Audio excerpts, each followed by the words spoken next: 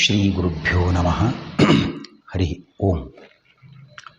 ಭಾಗವತ ಸಂಪ್ರಮೋದ ಪರೀಕ್ಷಾರ್ಥಿಗಳಿಗೆ ಹಾಗೂ ಶ್ರೋತೃಗಳಿಗೆ ಸುಸ್ವಾಗತ. ಹಿಂದಿನ 17ನೆಯ ಎಪಿಸೋಡ್ನಲ್ಲಿ ಮೊದಲನೆಯ ಭಾಗವಾಗಿ ಸುಮಾರು 236 ಪ್ರಶ್ನೆಗಳಿಂದ 239ರವರೆಗೆ ಚಿಂತನೆ ನಡೆದಿತ್ತು. ಇದೀಗ ಇದೇ 17ನೆಯ ಎಪಿಸೋಡ್ ಭಾಗ 2ರಲ್ಲಿ 240ನೆಯ ಪ್ರಶ್ನೆಯಿಂದ ಪ್ರಾರಂಭಗೊಳ್ತಾ ಇದೆ. ನರಕಾಸುರ ಸಂಹಾರ ಮಾಡಿದ ನಂತರ ಕೃಷ್ಣ ಎಲ್ಲಿಗೆ ಪಯಣಿಸಿದ ಅನ್ನುವ ಪ್ರಶ್ನೆ 239 ಬಂದಿತ್ತು.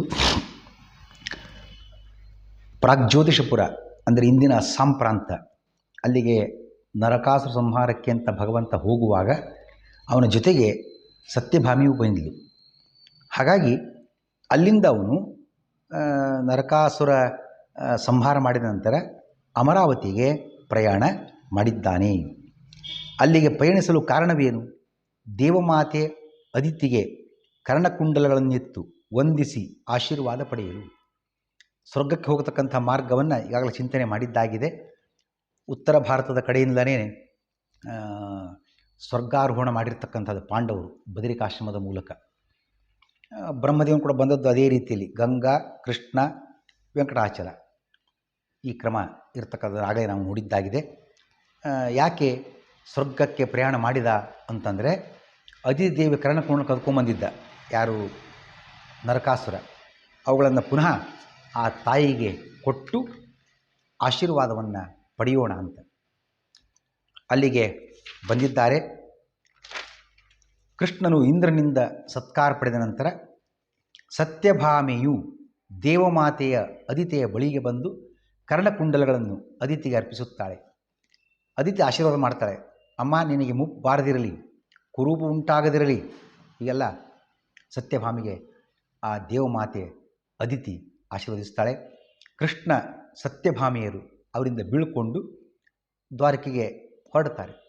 ದಾರಿಯಲ್ಲಿ ನಂದನವನ, ಸ್ವರ್ಗಲೋಕದ ದೊಡ್ಡ ಸುಂದರ ಉದ್ಯಾನ, ಅಲ್ಲಿ ಅತ್ಯದ್ಭುತವಾಗಿರ್ತಕ್ಕಂತಹ ಪಾರಿಜಾತ ವೃಕ್ಷ ಕಣ್ಣಿಗೆ ಬೀಳ್ತದೆ. ಈ ಪಾರಿಜಾತ ವೃಕ್ಷ ಅತ್ಯದ್ಭುತ ಯಾಕೆ? ಇತರ ಮರಗಳಂತೆ ಅದು ಒಂದು ಮರ ಇರ್ಬೋದು ಏನು? ಅಲ್ಲ, ಇದರ ವೇದಿಕೆ ವೈಡೂರ್ಯಮಯ, ಅದರ ಬೇರು ಹವಳ, ಅದರ ಕಾಂಡ ಬಂಗಾರ, ಎಲೆಗಳು ಇಂದ್ರನೀಲ ಎಲ್ಲ ಮಣಿಗಳು, ಹೂಗಳು ಮಾಣಿಕ್ಯ, ಫಲಗಳು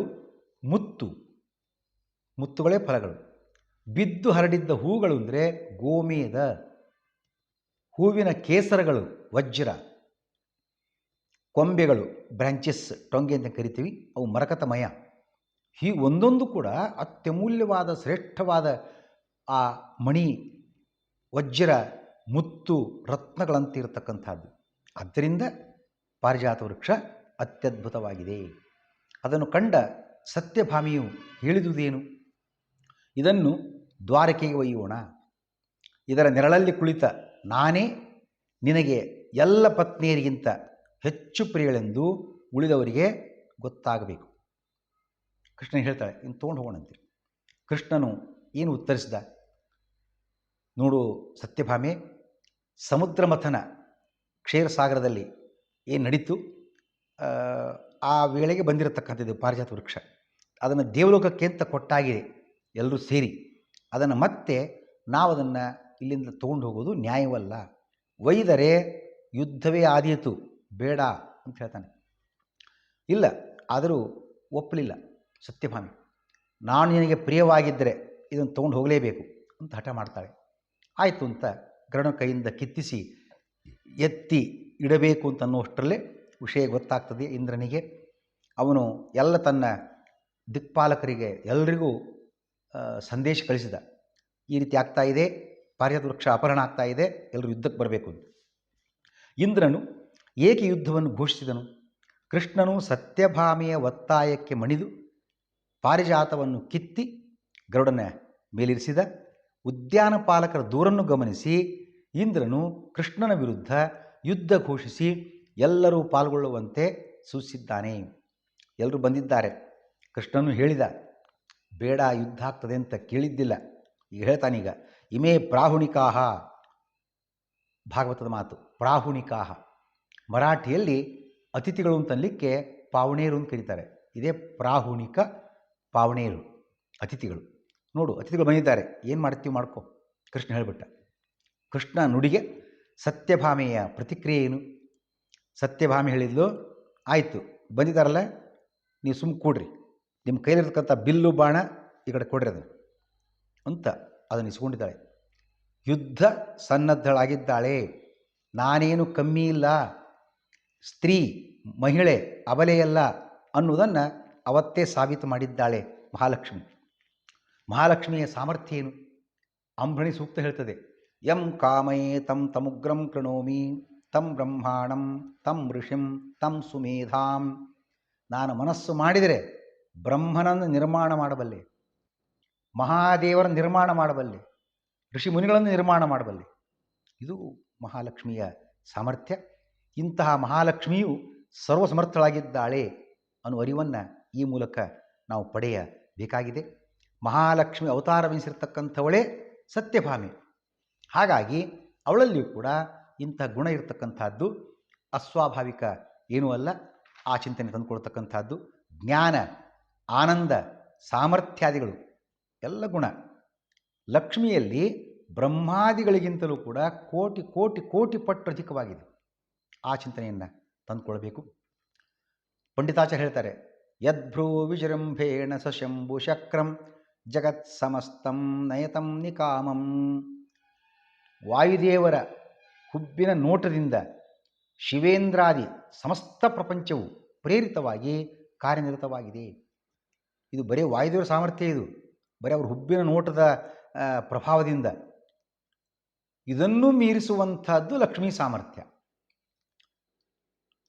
ವಾಯುದೇವರ ಹುಬ್ಬಿನ ಸಾಮರ್ಥ್ಯದಿಂದಲೇ ಶಿವಾದಿ ಸಮಸ್ತ ಪ್ರಪಂಚ ಕಾರ್ಯನಿರತವಾಗಿದೆ ಅಂತ ಅನ್ನುವಾಗ ಆಗ ಹೇಳಿದಂಗೆ ಯಂ ಕಾಮೇ ತಂ ತಮುಗ್ರಂ ಕೃಣೋಮಿ ತಂ ಬ್ರಹ್ಮಾಣಂ.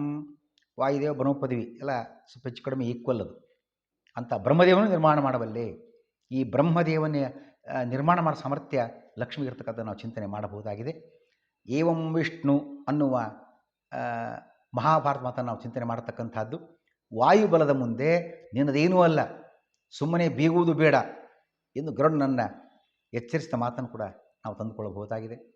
ಹಾಗೆಯೇ ಭವಿಷ್ಯೋತ್ತರ ಪುರಾಣದಲ್ಲಿ ಶೇಷಮಾರುತ ಸಂವಾದಾತ್ ಶೇಷೋ ಗತಮದಃ ಅಲ್ಲೊಂದು ಮಾತು ಬರ್ತದೆ. ಕೃತಯುಗ, ತ್ರೇತಾಯುಗ, ದ್ವಾಪರಯುಗ, ಕಲಿಯುಗ, ಒಂದೊಂದು ಯುಗಗಳಲ್ಲಿ ಯುಗಾನುಸಾರವಾಗಿ ಒಂದೊಂದು ಹೆಸರು ಬಂದಿದೆ. ಕೃತೆ ವೃಷಾದ್ರಿಂ ವಕ್ಷಂತಿ, ತ್ರೇತಾಯಾಮ್ ಅಂಜನಾಚಲಂ, ದ್ವಾಪರೇ ಶೇಷೈಲೇತಿ. ದ್ವಾಪರಯುಗದಲ್ಲಿ ಈ ವೆಂಕಟಾಚಲಕ್ಕೆ ಶೇಷಾಚಲ ಅಂತ ಹೆಸರು. ಯಾಕೆ ಅಂತ ಕಾರಣ ಕೇಳ್ತಾನೆ ಜನಕರಾಜ. ಅದನ್ನು ವಿವರಣೆ ಮಾಡುವಾಗ ಅಲ್ಲಿ ವಾಯುದೇವರು ಶೇಷದೇವರ ಸಂವಾದ ನಡೀತದೆ. ಭಗವಂತ ಬರೀ ಮಾತಿನಿಂದ ನಿಮ್ಮ ಸಾಮರ್ಥ್ಯ ಗೊತ್ತಾಗೋದಲ್ಲ, ಪರೀಕ್ಷೆ ಮಾಡಿಬಿಡೋಣ ಅಂತ ಹೇಳಿ ಶೇಷನಿಗೆ ಹೇಳ್ತಾನೆ, ನಿನ್ನ ಎಷ್ಟು ಬಲ ಉಂಟು ಅಷ್ಟು ಬಲದಿಂದ ಆ ವಿಷದ ಗಾಳಿ ಬೀರ್ತಾ ಆನಂದ ನಾವು ಪರ್ವತವನ್ನು ಗಟ್ಟಿ ಹಿಡ್ಕೊ. ವಾಯುದೇವರು ಅದನ್ನು ಎತ್ತಿ ದೂಡ್ಲಿ, ಕಿತ್ತಿ ಬಿಸಾಕಲಿ, ಯಾರ ಸಾಮರ್ಥ್ಯ ಎಷ್ಟು ಗೊತ್ತಾಗ್ತದೆ. ಹಾಗೆ ಮಾಡಿದರು ಯಾವ ಶೇಷದೇವರು, ಗಟ್ಟಿ ಹಿಡ್ಕೊಂಡ್ರು. ವಾಯುದೇವರು ಕನಿಷ್ಠಾಂಗುಲಿ ಸಂಸ್ಪರ್ಶ, ಬರೀ ಕಿರುಬೆಳೆ ಸ್ಪರ್ಶದಿಂದ ಭಗವಂತನ ಪ್ರೇರಣೆ ಇತ್ತಲ್ಲಿ, ಅನುಗ್ರಹ ಇತ್ತು. ಕಿತ್ತಿ ಬಿತ್ತದು ಪರ್ವತ. ಎಲ್ಲಿ ಉತ್ತರ ಭಾರತ ಪರ್ವತ ಬಂದು ದಕ್ಷಿಣ ಭಾರತದಲ್ಲಿ ಬಿತ್ತು, ಶೇಷಾಚಲದಲ್ಲಿ, ತಿರುಪತಿಯಲ್ಲಿ. ಆಗ ಶೇಷೋ ಗತಮದಃ, ಅವರ ಅಹಂಕಾರ ಇಳಿಯಿತು ಅಂತ ಅಲ್ಲಿ ನಾವು ನೋಡ್ತೀವಿ. ಹೀಗೆ ಗರುಡ ಶೇಷ ವಾಯುವಾದಿಗಳಿಗಿಂತಲೂ ಮಹಾಶಕ್ತಿಶಾಲಿ ಮಹಾಲಕ್ಷ್ಮಿಯಾಗಿದ್ದಾಳೆ ಎಂಬ ಅರಿವನ್ನು ತಂದುಕೊಳ್ಬಹುದು. ಇವೇ ಮುಂತಾದ ಸಂದೇಶಗಳನ್ನು ಇದರಿಂದ ಅರಿಯಬಹುದಾಗಿದೆ. ಶ್ರೀಕೃಷ್ಣ.